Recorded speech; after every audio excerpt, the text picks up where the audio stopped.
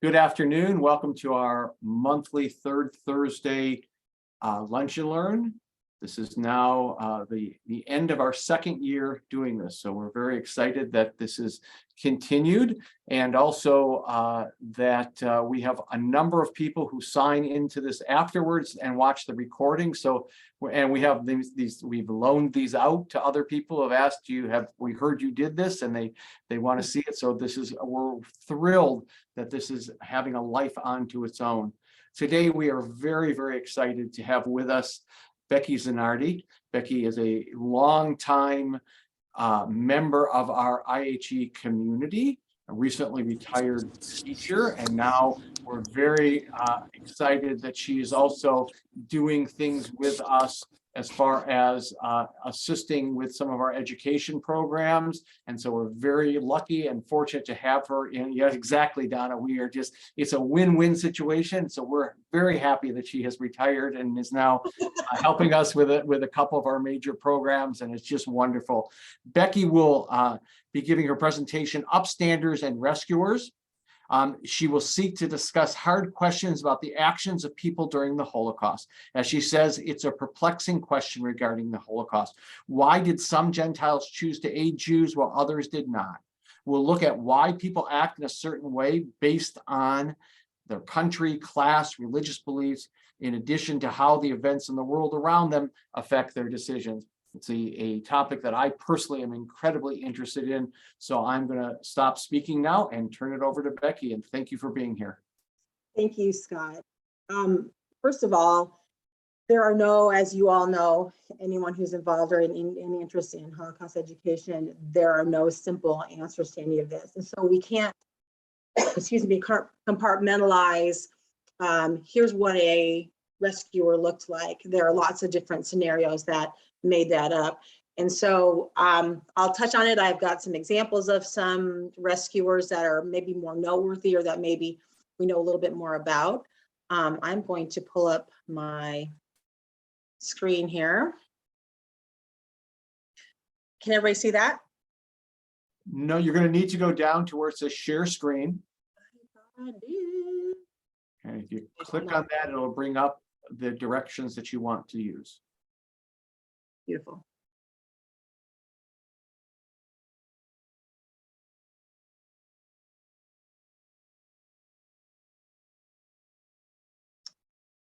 Of course, technology is getting me. Once you bring it up and you choose your screen, I think it'll also say something like share screen. There you go. Awesome. Okay, thank you. Sorry about that.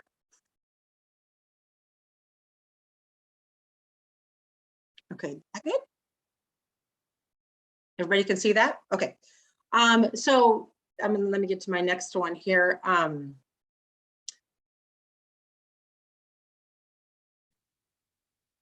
Sorry.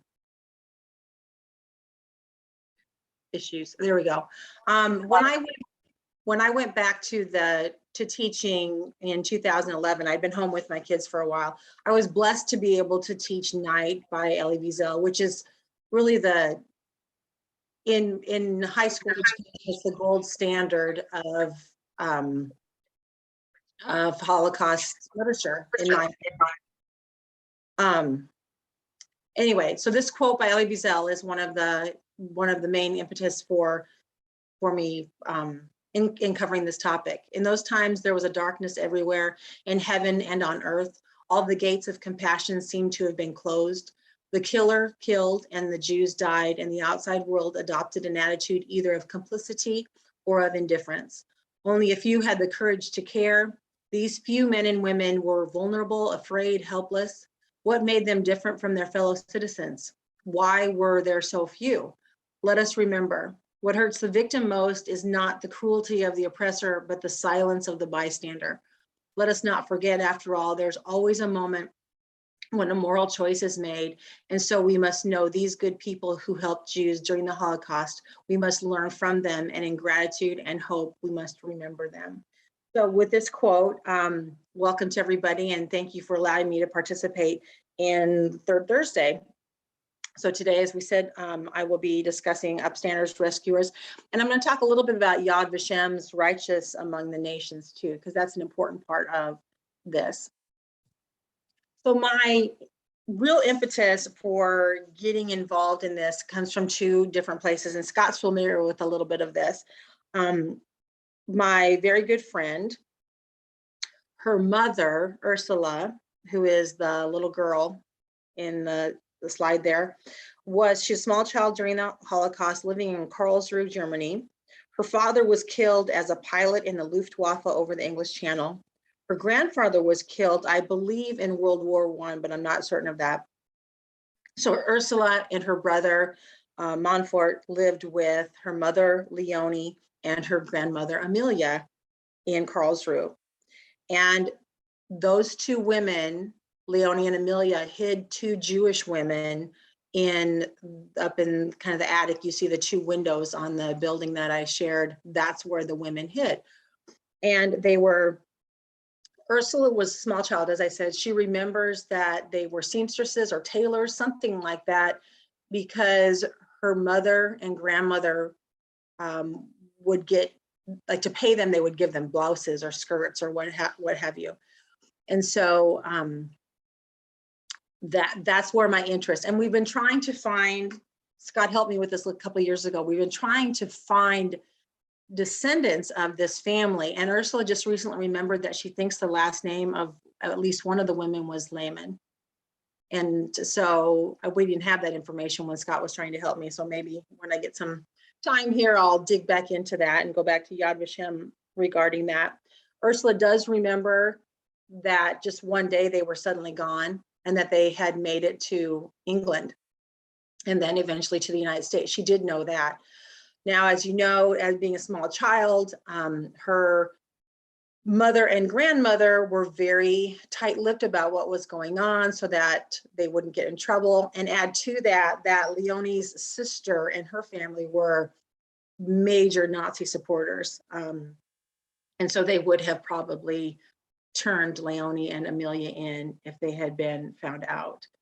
So the pictures there's a little Ursula with her mother holding her, Leonie holding her, and there's her grandmother, Amelia and Leonie, and then there's Ursula today with her brother, Montfort. So that was kind of the impetus in really wondering how this could happen. When you have a family that has extreme Nazi support, and then some of the family are being upstanders, actually rescuing, hiding, how does that happen? And so in my studies for my master's in Holocaust and Genocide Studies, I also took a class called They're Brothers Keepers, those who were rescuers. And it was interesting. And so much of the information that I'll share today was gleaned from that class. What made up a rescuer? Why did they even rescue? So Ursula's family was one of an exceedingly small, courageous minority who risked their lives to save Jews. And actions varied from, I think this is a larger scale one, actually hiding, to providing false papers, to assisting in escape, to smaller scale, sometimes no less dangerous things such as smuggling food or relaying messages, or any small act of kindness that we tend to take for granted. And whenever I have discussed this topic in my classroom or in community education, every one of us would have fought the Nazis, would have hidden Jews, would have helped Jews, because we're looking at it from a 2022 lens. And it's much more likely that we would have either been anti-Semitic and or protected our own families and interests, like many in Europe and even the United States at that time did, indifferent to, or even maybe hostile towards Jews. Having said that, though, another reminder that not all Germans were Nazis, and there's something like less than 10%, if I remember right. And not everybody supported the Nazi cause. They just tried to maintain their families, stay alive in that Great Depression time.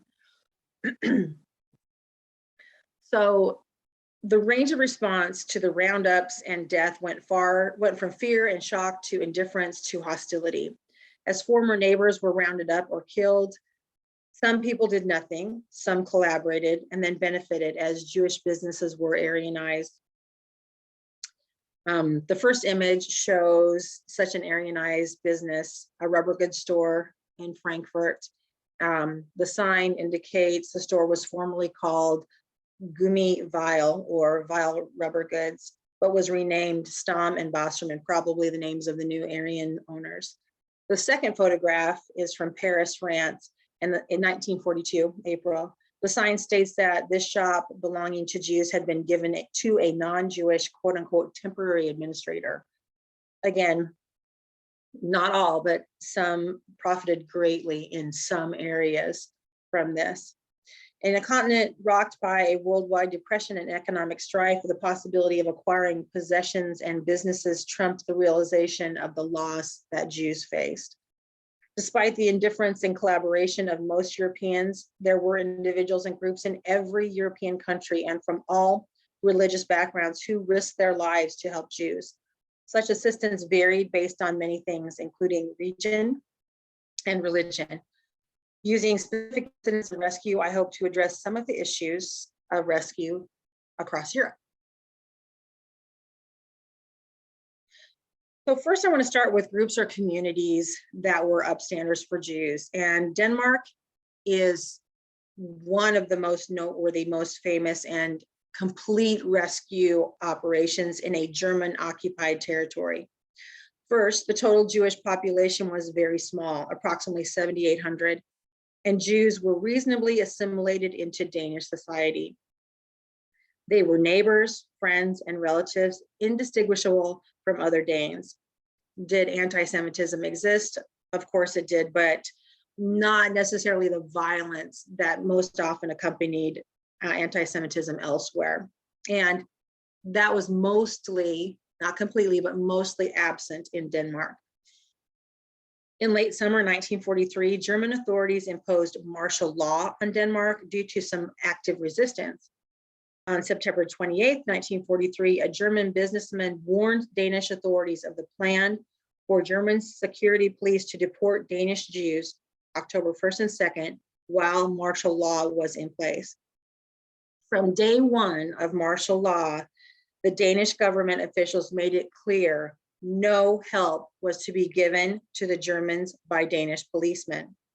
Non-Jews helped hide virtually all Danish Jews while the Danish resistance organized a rescue operation. Danish fishermen used small fishing vessels and clandestinely ferried 7,200 Jews to safety in neutral Sweden during a 3-week period. Yes, some fishermen were paid generously. However, Jews who'd fled Eastern Europe who were quite possibly penniless were never rejected. King Christian of Denmark openly supported the resistance. He wrote in his diary that he considered, quote, our own Jews to be Danish citizens and the Germans could not touch them. It's important to note as we look at other countries' responses that Denmark, while occupied by the Germans, had retained its own government in exchange for providing the Reich with agricultural goods and economic assistance. So, interestingly, in my point, Hitler had hoped that Denmark would be the model protectorate, and then it proved, thankfully, otherwise. Next, France, much of which was still administered by a French government. As part of the Armistice Agreement of June 22nd, 1940, France consisted of occupied and unoccupied zones with German occupation in northern France and its Atlantic coastline down to the French-Spanish border. In the unoccupied southern part, the Vichy government declared neutrality, but it was committed to cooperate with Germany based on the armistice provisions. The Vichy government publicly spread anti-Semitic legislation, Aryanized Jewish property, conducted roundups and transports, etc. In the summer of 1940, there were approximately 350,000, Jews in France, but less than half of those were French citizens, as many had fled Nazi persecution. So while being officially neutral, the Vichy government was mostly collaborative with the Nazis. But the story that I want to tell you that's on the screen right now is about a village in southern France called Les Chambon-sur-Lignon. The citizens of Les Chambon regarded Jews as a chosen people and escorted endangered Jews to the Swiss border, almost 190 miles to the east. Leichenbaum has a history that really aligned up for them to take these actions. They had suffered, some of the citizens had suffered persecution at the hands of Catholic authorities from the 16th to the 18th centuries, and later provided shelter to fellow Protestants escaping the discrimination and persecution. So the same route that they aided Jews to escape is the same route that their ancestors had helped people to escape, or some of them had actually escaped as well. So the village pastor, Andre Trocme, often peacefully protested against authorities from the pulpit. So he used his church standing to spread the disgrace of this, rather. He preached against anti-Semitism and the mass roundup in Paris in July 1942, and stated in a public sermon on August 16, 1942 that, quote, "The Christian church must kneel down and ask God to forgive its present failings and cowardice." So in addition to the Protestants of Leichenbaum, rescue efforts involved nearby villages, nearby parishes, Catholics, Quakers, American Quakers, Jews, other Jews, Swiss Protestants, evangelicals, students of various other faiths, even non-believers. The organized rescue effort resulted from Pastor Trocme's contact with the Quakers in Marseille and in America, assuring that Leichenbaum would take in refugees. Quaker officials negotiated the release of Jews from camps in southern France. In time, others in danger made their way to Leichenbaum, most of them children. Leichenbaum officials placed them in private homes, boarding houses, and homes specifically funded to shelter them. Whenever villagers caught wind of visits by the Vichy police or raids by the German security police, they moved refugees further into the countryside and escorted some to the Swiss border. On June 29, 1943, German police raided a local elementary, arresting 18 students. 5 were identified as Jews and were sent to Auschwitz, where they perished. The teacher, Daniel Trocme, Pastor Trocme's cousin, was deported to Majdanek concentration camp, killed by the SS there. The physician in the town who had helped by getting false papers for Jews was arrested and later shot under Gestapo orders. Leichenbaum, nearby villages, and 40 individuals have been awarded the designations of righteous among the nations by Yad Vashem for sheltering between 3,000 and 5,000 refugees, most of them Jews. So really great examples of communities providing rescue and providing aid. But most of it relied on individuals. So I want to talk about a couple of these challenges before we get into some of the individuals. Challenges of rescue and aid in areas perhaps not so assimilated as they were, say, in Denmark and even parts of France, or where they didn't have great community support. So first, Jews in Western Europe tended to be more acculturated than in Eastern Europe. For example, while it was common to speak Yiddish, many Jews spoke the language of the majority of the population as well, or even exclusively. Western Jews were less likely to be Orthodox, and there were more economic, social, and political opportunities. This is, of course, not to say that Western European Jews did not face anti-Semitism. Contrarily, though, East Central and Eastern European Jews tended to be different from Western. First, in sheer numbers. This region contained the largest percentage of the world's Jewry, as well as the origin of numerous religious movements and ideologies. Jewish communities were much less assimilated, more working class, more Orthodox, larger, and more numerous. This was a region of great religious diversity in other religions as well, including strong Catholic, Protestant, and Orthodox churches. But that did not translate into religious tolerance for Jews, unfortunately. Jews were more easily identifiable and mostly segregated. Many Poles, for instance, were socialized with some degree of anti-Semitism.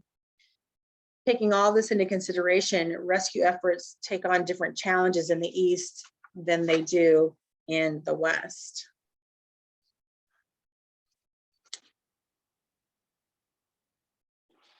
So now looking at a few individuals and the reasons for them to be rescuers and upstanders. One of the motivations for rescuers in the East was connection they had with those they helped prior to the war. Sometimes work relationships create a stronger bond than anti-Semitism. Even though this is not technically in the East, such was the case in the Netherlands with the Frank family and Miep Gies. Otto Frank asked 4 of his closest employees to take care of him and his family if they'd have to go into hiding. All 4 agreed. In an interview with Miep Gies later, she shared the encounter, and I think this is a very poignant moment for them. Otto Frank took a breath and asked, Miep, are you willing to take on the responsibility of us while we are in hiding? Of course, I answered. There is a look between 2 people once or twice in a lifetime that cannot be described in words. That look passed between us. I'm not a hero. There's nothing special about me. I was only willing to do what was asked of me and what seemed necessary at the time. I think that's just, there's just so much meaning to that. The helpers divided the work, with Miep taking care of groceries, meat, and produce. Miep and her husband, Jan, and the other helpers had to continue working for the company as normally as possible. Otto was aware of the danger the Gieses had faced. What he didn't realize was that they were also hiding a 23-year-old student who had faced arrest for not signing a required declaration of loyalty to the Nazis. Purchasing food for an extra 9 people and attempting to remain inconspicuous was a challenge in itself. Luckily for Miep, the grocer was sympathetic to the Jews, as he himself was arrested for hiding Jews. Miep had kept Anne's diaries in a desk drawer, hoping to one day return them to her. Once she learned the sad news, she handed the diaries over to Otto. 2 years after the war, the diary was published. Miep only read it after publication. We good? I had some feedback, I think.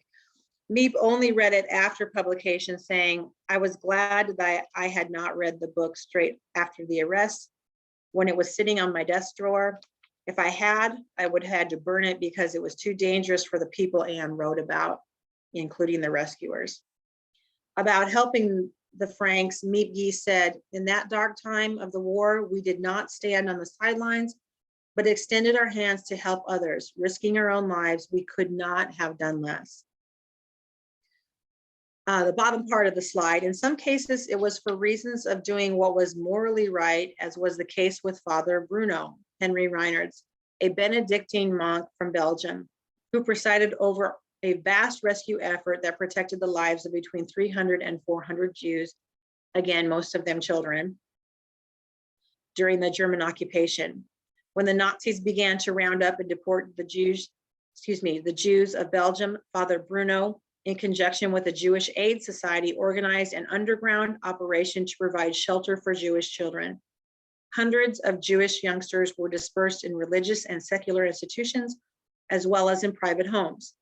Bruno saw to it that the children were provided with ration cards and false identification papers, and that financial support was given to the host families.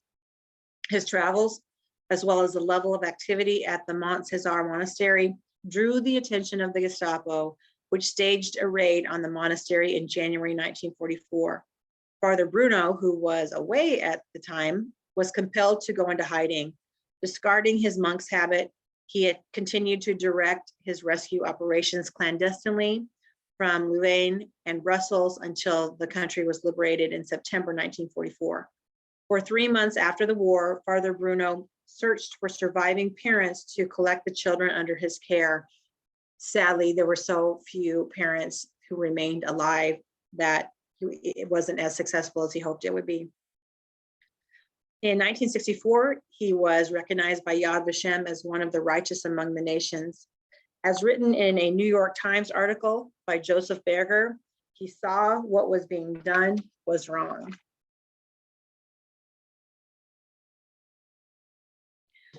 Sometimes it was moral motivations. Some rescuers helped in situations out of compassion and pity, some because of sensitivity to others' needs.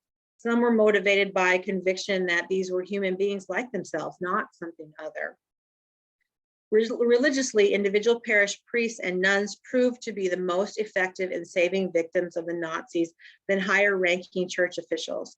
And I think this speaks to the moral choice made ultimately by each individual across German occupied territories. While groups were successful and integral for providing support, in some cases, individuals were significant. From Eva Fogelman's book, Conscience and Courage, I have a couple of examples. First, and her picture unfortunately is on the bottom, I didn't get those switched around, Teresa Verstra, whose decision to rescue came from values cultivated in childhood by parents who were deeply humanitarian, altruistic role models.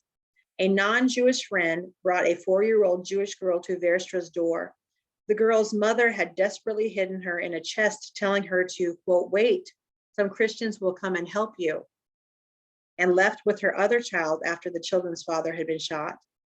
Her values led her to look at the little girl from a parent's perspective, asking herself, what would Christ have done? Verstra's husband was frightened, but in their discussion, they decided they did not want to be like the first 2 travelers who turned their backs. They wanted to be like the Good Samaritan. The little girl was the first of many to be sheltered by individuals, by the Verstras, at one time sheltering 18 people. And that has been, in the few rescuers there are, that has been a common theme for individuals or for couples, is once they sheltered one, then that opened the gates. They continued to shelter even more. In another example, in September 1942, 14-year-old Josef Hertzeba, separated from his mother, found himself on a transport to Treblinka from the Warsaw Ghetto. Realizing his destination, he took a risk and jumped from the moving train. For 2 months, he wandered around villages, receiving short-term help from the local peasants and partisans.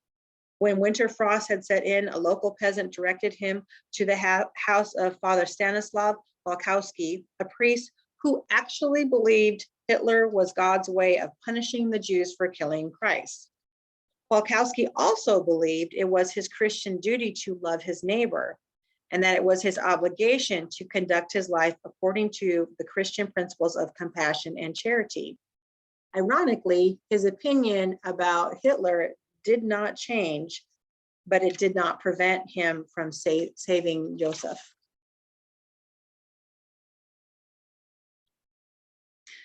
As with all of this, there are some unlikely rescuers in the fold as well. And Leopold Soka was probably, in my opinion, of those I've studied, the most highly unlikely.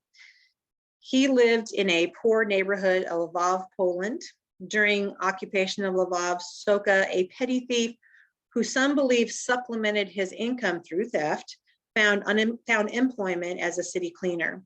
Among his duties was maintaining the sewage system within the ghetto area. This knowledge would serve him well.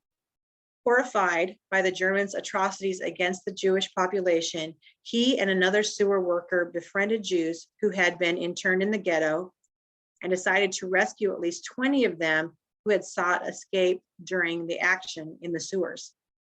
The sewage canals became the Jewish refugees' hideout, and Soka, his wife, and 2 others met their needs from that day on. At the beginning, the hiding Jews paid their benefactors, but eventually the money ran out, and Soka and his wife continued to care for the fugitives, paying for the food out of their own pockets. He knew what he was doing was punishable by death. Some speculate his Catholic faith and his need for a sort of penance motivated him. He was recognized as righteous among the nations posthumously in 1978. He died shortly after the war in a car bike accident.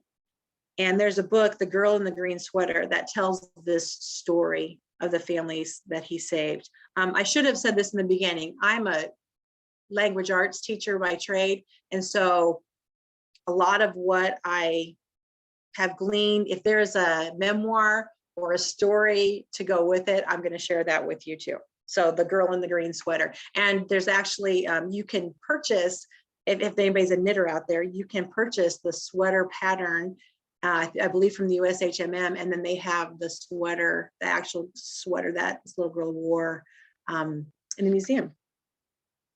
The next one is an interesting one as well, which is Valentin Beck.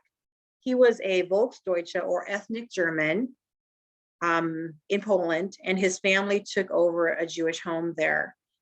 18-year-old Clara Schwartz and 8 others, including her family, were hidden in a purpose-built bunker the size of a horse stall under the house. They could not stand upright in this space, by the way.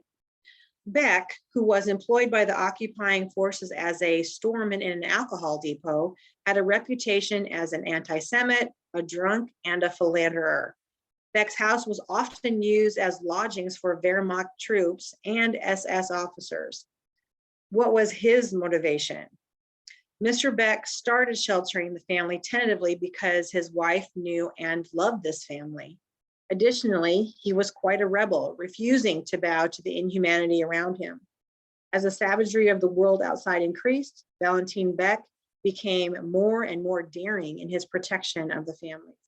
He came to love and respect them. He provided them with the items they needed for their own religious ceremonies and invited them upstairs whenever he could. In the bunker, Clara's mother urged her to keep a diary, and Beck purchased composition books for Clara as well as books for her to read. The book Clara's War tells of this rescuer experience. Sometimes there was a change of heart, and when thinking of rescue during the Holocaust, Oskar Schindler comes to mind for many people. His motivations were not altruistic in the beginning. He was a budding German entrepreneur and Nazi Party member who followed the Third Reich and the opportunities the war brought in order to get rich. Using the less expensive Jewish workforce in his enamelware factory in Krakow, he formed a friendly relationship with his Jewish accountant, Itzhak Stern, and others. Schindler was very financially successful because of this. While his employees were subjected to brutal conditions in the nearby Plaszow concentration camp, he intervened repeatedly on their behalf.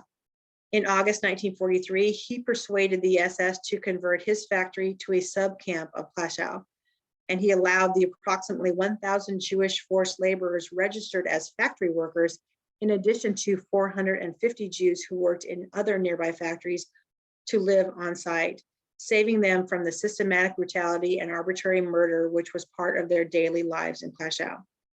At great personal risk and facing multiple arrests, he used bribes and his personal diplomacy to keep his Jewish workers alive, eventually facilitating the survival of over 1,000 Jews. Schindler's shift from getting rich to rescuing Jews started initially with his friendship and relationship with Stern, but was solidified when he watched a little girl dressed in a red coat and cap as German soldiers murdered ghetto residents. As an aside note of this, that paradigm shift is represented in the movie Schindler's List with the ghetto liquidation, but that's a true event. There's also another book called The Girl in the Red Coat by Roma Lagaka, who, contrary to the movie, survived. She realized at a special screening of the movie that she was represented in that scene. And Oskar Schindler, too, was recognized by Yad Vashem as righteous among the nations.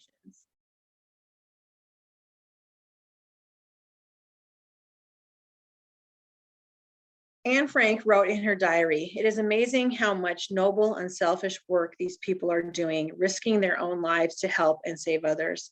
Our helpers are a very good example. Never had we heard one word of the burden which we certainly must be to them. Never had one of them complained of all the trouble we give."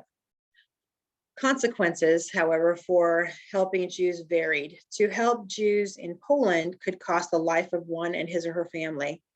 Those who did aid lived in constant secrecy and constant fear.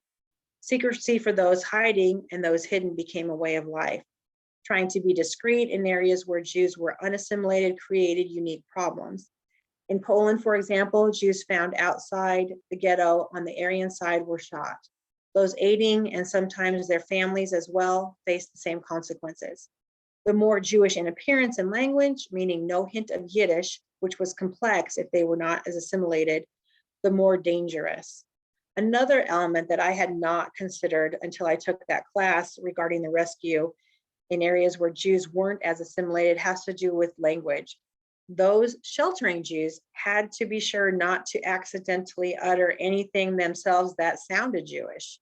That would certainly cause suspicion, and there was always somebody listening and watching and ready to turn people in. The more Aryan in appearance and more assimilated, meaning even their language was Aryan, no Yiddish, it was easier. Rescuers had to even secure special doctors, as medical professionals were forced to document and to report. This might seem like a little bit of too much information, but there were instances where plastic surgeons reversed some circumcisions to save Jewish men. So not a simple procedure by any means. Priests who were sympathetic to the Jewish plight were called upon to forge birth and baptismal certificates. And in Warsaw alone, 31 priests lost their lives just for those types of activities on behalf of Jews. Convents, as I said before, played a huge role in saving many Jewish children. It was not a foolproof rescue, but it certainly was helpful. Now I'm going to end. I have six examples of some really noteworthy rescuers worth mentioning, and for various reasons they did what they had to do. After Austria's annexation to Nazi Germany in March 1938, the 185,000 Jews there were subjected to a severe reign of terror, which resulted in intense pressure to leave the country. In order to do so, the Nazis required that Jews have entry visas or boat tickets to another country.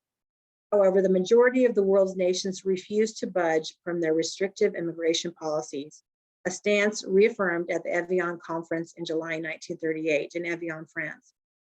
Unlike his fellow diplomats, Feng Shanho, the Chinese consul general in Vienna, issued visas to Shanghai to all requesting them, even to those wishing to travel elsewhere but needing a visa to leave Nazi Germany. The rush for visas assumed panic proportions during and immediately after Kristallnacht, November 1938, when thousands of Jews were thrown into concentration camps, only gaining release if their relatives produced visas or tickets for travel to other destinations. Ho refused to abide by the instructions of his superior, the Chinese ambassador in Berlin. The ambassador, hoping to cement closer ties between China and Germany, had forbidden Ho to issue visas on such a large scale, estimated to run into the hundreds, perhaps even the thousands. And Ho received a demerit in his personal file in 1939 after the Chinese Foreign Ministry linked to his insubordinate behavior towards his immediate superior on the issue of the visas. He was given the title of Righteous Among the Nations for his humanitarian courage in issuing Chinese visas to Jews in Vienna, in spite of orders from his superior to the contrary. Next to him is Varian Fry. Varian Fry was an American journalist in 1940 when he volunteered to head up a private American relief organization, the Emergency Rescue Committee, supported by Eleanor Roosevelt. The agency's purpose was to aid refugees in Nazi-occupied France, removing them before they could be arrested or sent to a camp. Fry set out to provide financial support for refugees and secure required papers for their escape, enlisting the help from sympathetic vice consuls in Marseille. From August 1940 to 1941, he and his counterparts used bribery, forged documents, clandestine mountain routes, etc., to rescue more than 2,000 people from France. He also was awarded Righteous Among the Nations status. Lastly, on this slide is Raoul Wallenberg. He was appointed first secretary at the Swedish legation in Budapest in July 1944 with the mission to save as many Budapest Jews as possible. Thousands were being deported each day to Auschwitz-Birkenau. Wallenberg, recruited specifically for the Jewish rescue mission, circumvented many of the usual diplomatic challenges. Bribes, extortion, and fake documents provided results. He redesigned Swedish protective papers, which identified Hungarian Jews as Swedish subjects, and established 30 shelter houses for Jewish refugees. He boldly intercepted a train bound for Auschwitz, removing Jews from cattle cars, and saved Jews from death marches. He was arrested when by the Soviet army in Budapest, January 1945. However, there's nothing conclusive about what happened to him. We're not sure. Obviously, he perished, but we're not sure how. And he was honored posthumously as righteous among the nations as well. Then lastly, Sir Nicholas Winton, Irena Sendler, and Shun Sigahara. Sir Nicholas George Winton was a British humanitarian who helped to rescue 669 children on the eve of World War II, most of them Jewish, who were at risk of oppression by Nazi Germany. His German Jewish parents had emigrated to Britain at the beginning of the 20th century. On a brief visit to Czechoslovakia, he skipped a ski trip to help compile a list of children needing rescue, and returning to Britain, he worked to fulfill the legal requirements of bringing the children to Britain and finding homes and sponsors for them. This operation was later known as the Czech Kindertransport. His humanitarian accomplishments went unnoticed by the world for nearly 50 years until in 1988, he was invited to the BBC television program called That's Life, where he was reunited with dozens of the children he had helped come to Britain, as introduced to many of their children and grandchildren. The British press celebrated him and dubbed him the British Schindler. Next, Irena Sendler. When World War II broke out, Irena Sendler was a social worker employed by the welfare department of the Warsaw municipality. Sendler took advantage of her job in order to help the Jews. However, this became practically impossible once the ghetto was sealed off in November 1940. She managed to obtain permission to enter the ghetto to inspect the sanitary conditions. She helped smuggle Jews out of the ghetto to the Aryan side and helped set up hiding places for them. After the Warsaw ghetto was completely destroyed, Sendler exploited her contacts with orphanages and institutions for abandoned children to send Jewish children there. The exact number of children saved by Sendler and her partners is unknown. On the 20th of October, 1943, Sendler was arrested. She managed to stash away incriminating evidence, such as the coded addresses of children and large sums of money to pay to those who helped Jews. She was sentenced to death, but underground activists managed to bribe officials to release her. And regardless, she continued her underground activities, and Yad Vashem recognized her in 1965. All the paperwork, however, that she kept regarding the addresses and the names, the real names of these children, again, as before, she was not able to find many parents with whom she could match the children.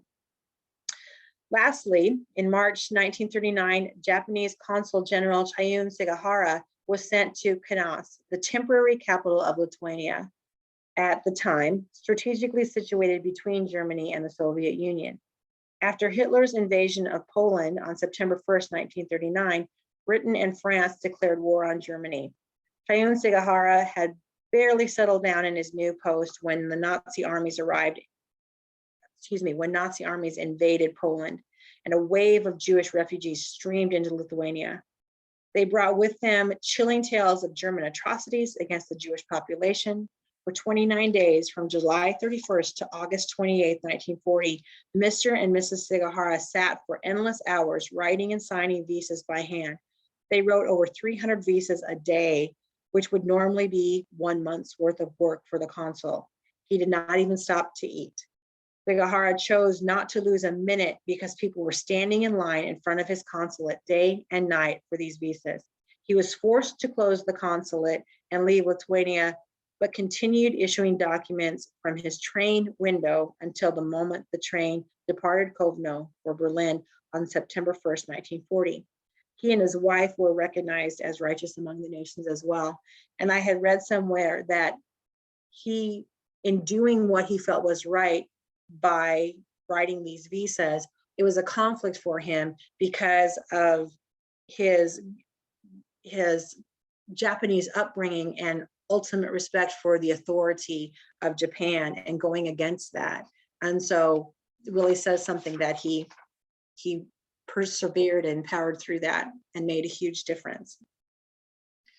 So I just have some slides here about Yad Vashem, righteous Gentiles. I On my bucket list is Israel, a trip to Israel. I want to go there. So I am not an expert by any means on Yad Vashem, but I can tell you a little bit about what it means to be considered a righteous among the nations. So during World War II, some individuals and groups helped Jews and others escape, as we know. Since 1953, Israel's Holocaust Memorial Yad Vashem has recognized 26,973 persons as righteous among the nations. And that 1953 law created Yad Vashem as Israel's Martyrs and Heroes Memorial Authority. Excuse me. 1963 Remembrance Authority granted the title Righteous Among the Nations, and both the state and the survivors wished to express gratitude. Excuse me. The Righteous Among the Nations describes non-Jews who aided Jews and respect basic tenets of the Bible. In 53, they added non-Jews who risked their lives. It commemorates the 6 million Jews killed, pays tribute to Jewish resistance fighters, and honors Gentiles who risked their lives. There's a commission of personnel that designates that. They must have been actively involved. They must have risked his or her own life or liberty. Their motives have to be altruistic, and there needs to be firsthand testimony, and irrefutable documentation must be available as well. So there are specially minted medals with the quote, "Whoever saves a single life saves the entire universe."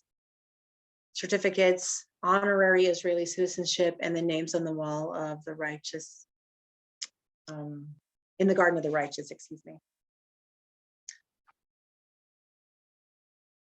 And lastly, it's like I said in the beginning, there's no box that you can place perfectly. Here's what a rescuer looked like. Here's what an upstander looked like. Most of the time, it wasn't an upper class person. It was middle class people, or even lower class people who were involved in this. It wasn't just Christians. It wasn't just Jews who weren't somehow being persecuted or lived in other countries. It went across all walks of life, and motivations were very different. So thank you for this. If you have any questions now, I'm gonna get rid of my screen share here. Thank you very much, Becki. Yeah. I'm just going to add one part here just for you. Also, the tree in the garden, the trees are all over the one area where Okay. at Yad Vashem, and they're all marked with the name of a person who has been honored, and so it's also another way. And I believe you can go onto Yad Vashem's website, and there is an English translation of it, and research individually the 26,000 who have been honored. My question is, and I want to ask you first, if you just stop sharing the screen, that way we can see everybody in one. Let me see if okay, thank you. Have you found any one characteristic or a couple characteristics in all of the people that you stated or have studied that you found to be kind of a universal theme with all of them, or something you found interesting as a universal theme? Probably universally, very, very, it's extremely intrinsically motivated. And this is not overwhelming. This is just that has stuck out to me, is someone who faced a hardship in his or her past was much more inclined to be helpful, was much more inclined to do what they could. There was a lot of conversation about, well, people were just scared. And I don't know that it was fear that kept them from helping as much as it was just not wanting to get involved. So if someone had faced some type of persecution is a pretty strong word, but if someone had faced some type of persecution, they were more likely to be helpful. They were more likely to reach out. And then, as I said before, once they assisted one person, it seemed like that then translated to they kept on going. It wasn't a one and done situation for many of them. And a statistic that I remember hearing, I think it was when I went to the Belfer conference at the USHMM, was less than 0.5% of citizens actually helped. But that also is a documentation thing. We don't, you can catalog aid in various different ways. That could be handing a potato through a fence when, to someone at the ghetto, or that could be even just lifting someone up, if they had fallen down, you know what I mean? There's so many things that could be listed as aid. That rescuers are really, since there's documentation of that, since there are survivors that come from that, it's much easier to look at that than it is other little upstanding behaviors. Are there other questions?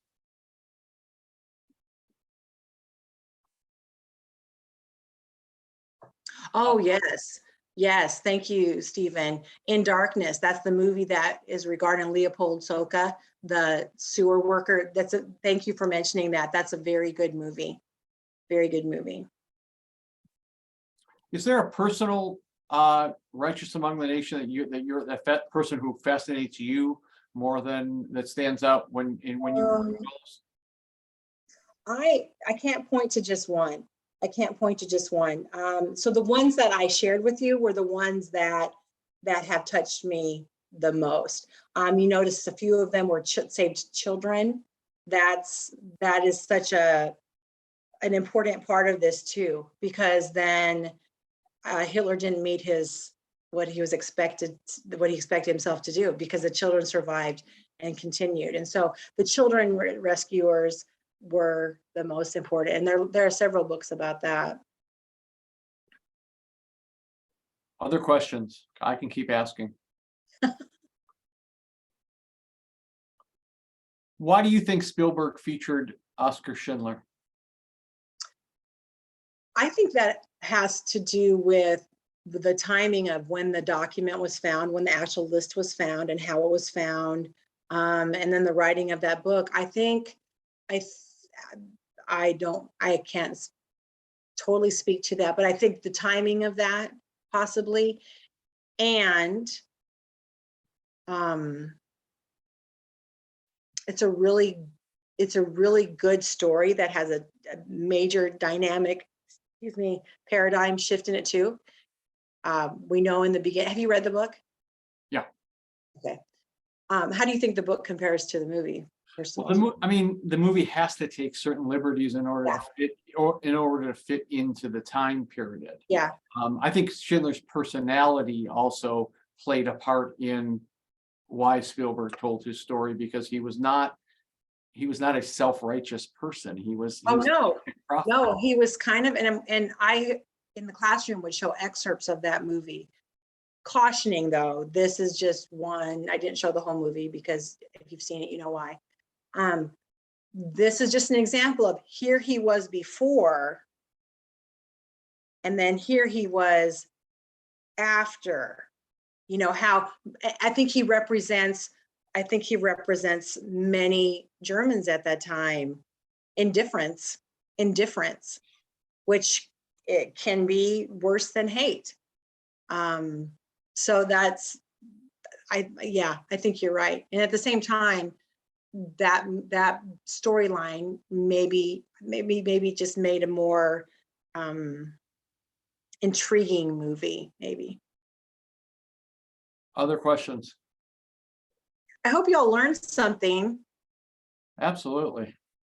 Where would you like to go next with all of this knowledge? I mean, do you want to, now that you have so much time on your hands? As part of my master's, my final project, I didn't do a thesis, I did a pedagogical project. I designed a class to teach educators to teach the Holocaust. And so it would be awesome sometime to be able to maybe see that to fruition. The work is done, the legwork is done. I just need to maybe pitch it to the right people, right? Well, we'll take you up on it. Okay. I'll share the curriculum with you if you want to see it sometime. Was there anything that was most, Donna, you're on mute then. There is a state mandate now, so. Yes. And we are actually lobbying through some places right now to have some increase or some more assistance provided other than just a line that says to teach the Holocaust, that Right. state needs to assist us in being able to carry the, and not just us, the teachers that we work with, Right. to carry this forward. Right. You think with UNO having a minor in Holocaust and genocide, that maybe the Teachers College there would be willing to, I don't know, offer something like that. I don't know. We're going to see. I mean, I think that there's a lot of unknown, which is all really good. It's not, it's that there's the possibilities between not just UNO, but UNO, the University of Nebraska and Lincoln, and Creighton.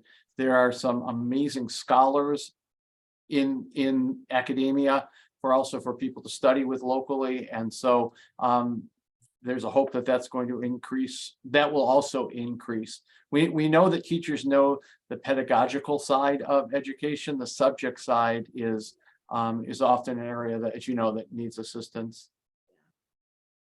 Other questions for Becki? I just want to say a big thank you to Becki. I think we first met on a field trip at the museum, and how far you've come and how pleased I am. Thank you, Donna. You helped me. You really, helped me move forward on my pedagogy for sure. And the Institute does such great things too. I'm really thankful for that too.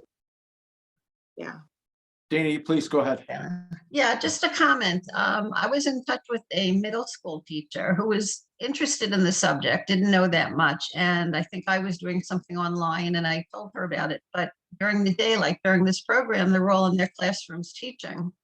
So the more that we And can we share publicize this program, yeah. And we share that. That's one of the reasons we record these, is so that we can share them, that way. And also why we also then have teachers in services.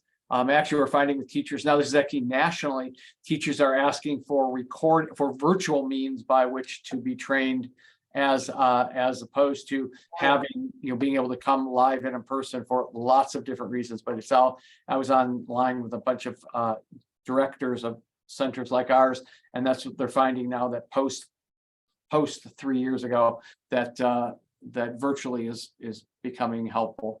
I just want to let everybody know that Dana is actually our speaker next month, and she is going to present her family story, her mother's rescue. She's also our newest member to our 2G speakers bureau, or to our speakers bureau, and we hope shortly to have her even more involved in IHE. And we're lucky and fortunate to have her. We're glad that your daughter moved to Omaha and that you followed. Thank you. So, and we're very excited to have you present next month.